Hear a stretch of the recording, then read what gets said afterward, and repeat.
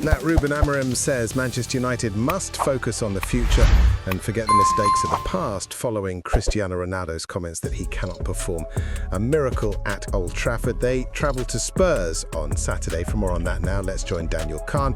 Afternoon, Dan. Is it fair to say that is amongst the most positive you've seen Ruben Amorim in a news conference? Yeah, afternoon, Matt. I mean, it was a positive news conference because actually in the last 4 or 5 weeks, Manchester United have been able to turn around what was an incredibly disappointing start to the season in terms of results to gathering some momentum. And now look, if they are able to get a positive result against Tottenham on Saturday, they could find themselves second in the table, which I think would be quite a positive place for Manchester United to be in. And then for Cristiano Ronaldo to talk about miracles being required for United to change things around, I would just point to their last 2 results. When you look at Nottingham Forest and Brighton, 2 sides who beat Manchester United 4 times between them in the league last season, United have got 4 points from those 2 games. So clearly improvements have been made under Ruben Amorim so far at this point, but they'll be looking to continue it on Saturday against the side who've beaten them 4 times last season in terms of Tottenham. But those comments in particular by Ronaldo weren't just questioning maybe what is required in terms of miracles, but he also questioned the players at the club, saying that they might not understand what Manchester United is in terms of in their head and just the stature of the club. So I put those comments to Ruben Amorim, not just as a former legend of the club, Ronaldo, but also as a former national team compatriot of Amorim's as well. He knows, and he has a huge impact in everything he said.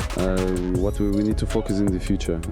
We know that we as a club made a lot of mistakes in the past, but we are trying to change that. So let's not focus what happened. Let's focus what we were doing now, and we are doing that. We are improving a lot of things in the structure, the way we do things, the way we want the players to behave.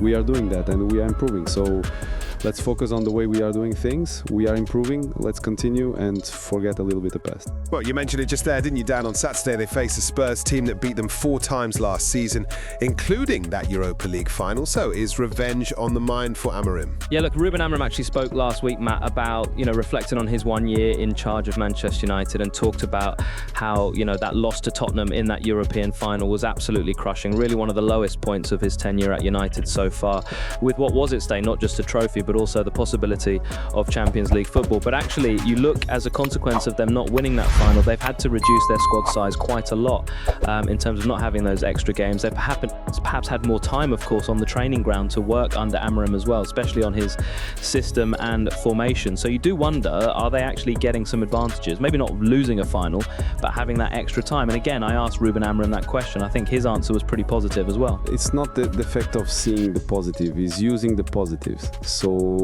any situation that you have in our life, you can look in the positive way or in a bad way. If you ask me, you prefer to be here with a cup and Champions League, more money, more players, maybe. Of course, I would say yes. But you have the other side. You have more time to train, to know your players, to arrange everything, the connection between staff, and prepare the future. And the future will be with the European competition. So we just try to use the positive thing of not playing all the games during the week. So yes, I can see the positives. Look, Ruben Amorim isn't getting carried away with United's recent form. He knows things can change if, for example, results don't go their way in the next few weeks, including Tottenham on Saturday. But for now, they've been so positive between the most recent international breaks. They'll be looking to end this one on a positive against Tottenham. Wait and find out at a lunchtime kickoff between Tottenham and Manchester United.